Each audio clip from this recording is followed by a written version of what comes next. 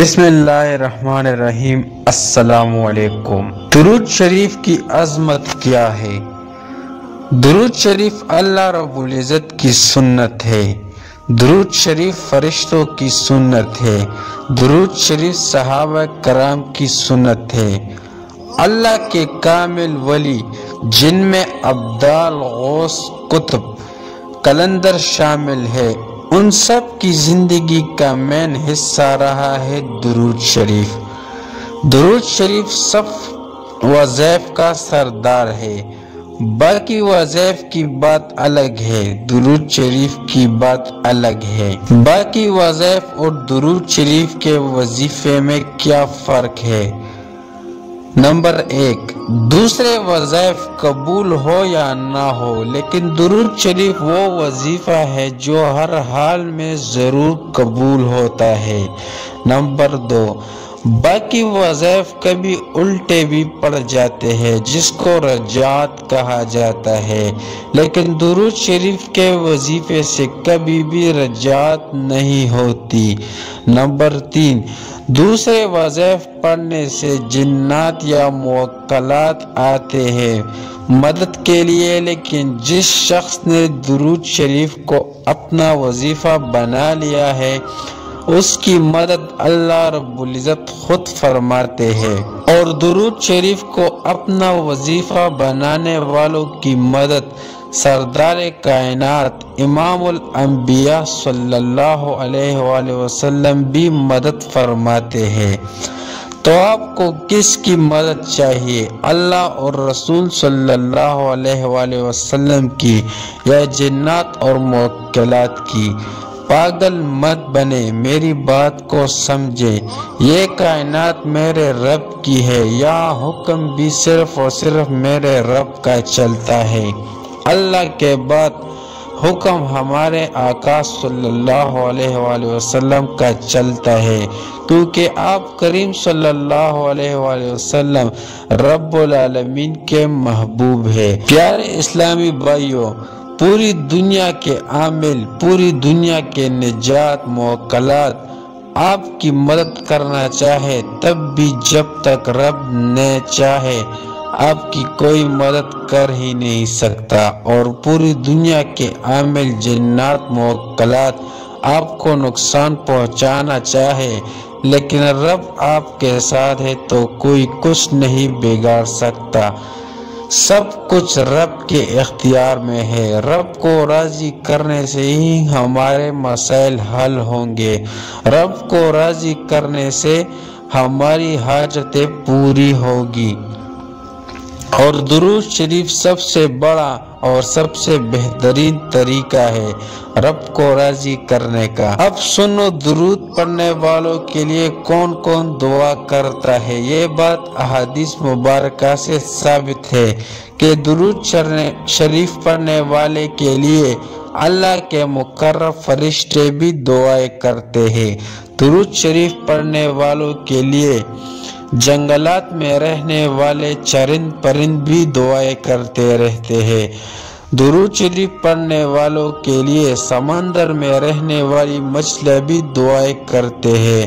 مطلب یہ کہ درود شریف پڑھنے والوں کے لیے پوری کائنات دعائیں کرتی ہے، اور میرا عقیدہ ہے، میرا ایمان ہے کہ درود شریف پڑھنے والے اپنے امتیوں کے لیے حضور نبی پاک صلی اللہ علیہ وآلہ وسلم بھی دعا فرماتے ہیں، اور جب اتنی ساری دعائیں مل جائے تو پھر تقدیر بھی بدل جاتی ہے، حالات بھی بدل جاتے ہیں، خیالات بھی بدل جاتے ہیں۔ پیارے مسلمان بھائیوں، آج کل انسان مصیبتوں اور پریشانیوں میں گھرا ہوا ہے۔ اس کا سبب کیا ہے اور اس کا علاج کیا ہے؟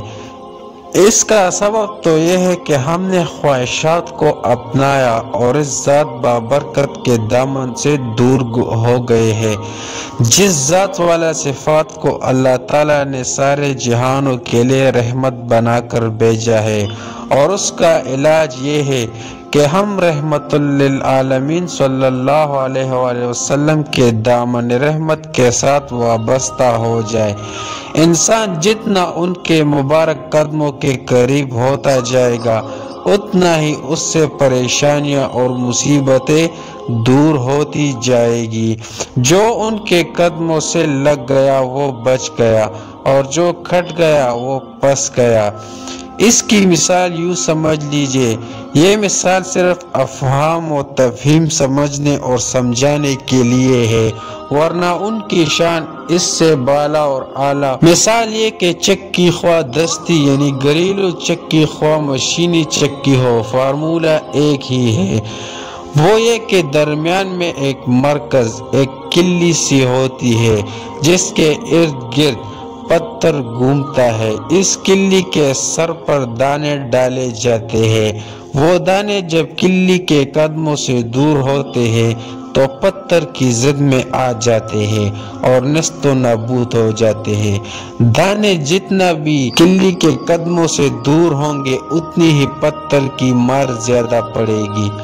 آپ ہی سوچ کر بتائیں کہ جو دانہ کلی کے قدموں کو نہ چھوڑے اسے پتھر کی گردش کا کیا ڈر، اور جب کلی کا دامن چھوٹ گیا چکی کے گردش اسے نیست و نابود کر دے گی۔ اس کا مطلب کائنات کا مرکز وہ ذات گرامی ہے جسے رب تعالیٰ نے قرآن مجید میں رحمت للعالمین کا لقب دیا ہے۔